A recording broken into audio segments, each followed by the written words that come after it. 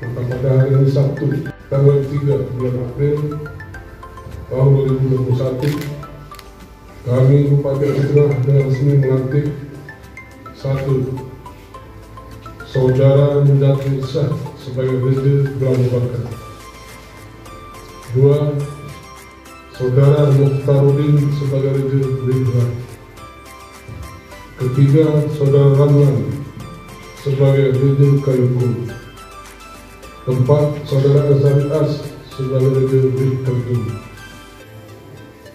kelima Saudara Ansari sebagai Raja Ermo. Terlebih terpilih di bawah politik kesini.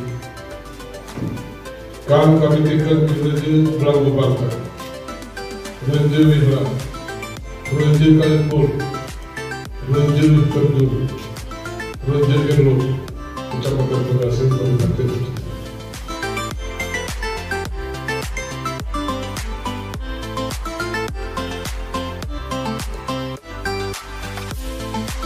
Kami ngetik Niraja,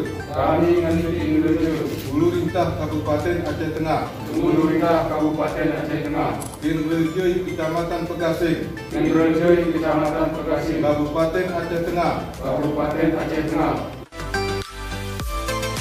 Pemerintah Putih kebersamaan selamat membapak yang bersada dilantik menjadi Raja termasuk kepada ibu.